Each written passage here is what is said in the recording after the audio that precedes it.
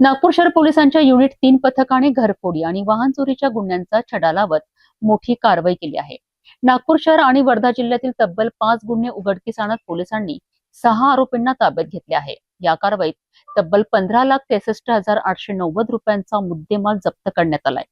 विशेष म्हणजे जप्त मुद्देमालामध्ये सुमारे 5 किलो चांदीचे दागिने आणि चांदीची भांडी, 2 दुचाकी आणि मोबाईलचा समावेश आहे.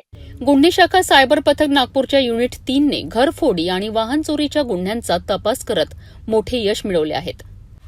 पोलिसांनी केलेल्या तपासात लकडगंज, अजनी, रामनगर वर्धा, वर्धा शहर आणि सेलू वर्धा या 5 पोलीस ठाण्यांच्या हद्दीतील गुन्हे उघडकीस आले आहेत.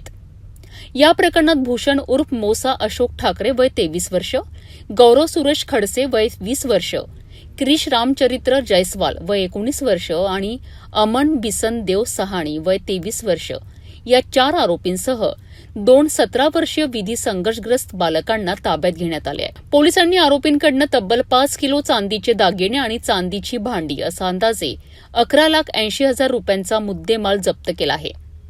यासोबतच चोरीचे मोबाईल आणि हेडफोन, 2,890 रुपये रोख रक्कम, गुन्ह्यात वापरलेली आणि चोरीची वाहने तसेच आरोपींचे 5 मोबाईल फोन असा मोठा मुद्देमाल पोलिसांनी जप्त केला आहे.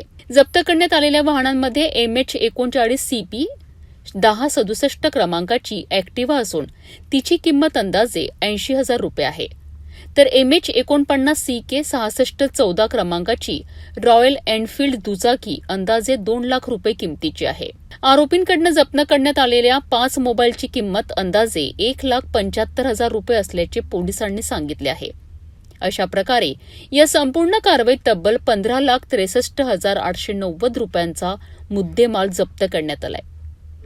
नागपूर शहर आणि वर्धा जिल्ह्यातील वेगवेगळ्या घटनास्थळांवरील 5 गुन्ह्यांचा छडा लावण्यात पोलिसांना यश आले असून आरोपींची वैद्यकीय तपासणी करण्यात आली आहे. त्यानंतर पुढील कायदेशीर कारवाईकरिता आरोपी आणि जप्त मुद्देमाल वर्धा शहर पोलीस ठाण्याचे API राम ढगे आणि त्यांच्या पथकाच्या ताब्यात देण्यात आले आहे.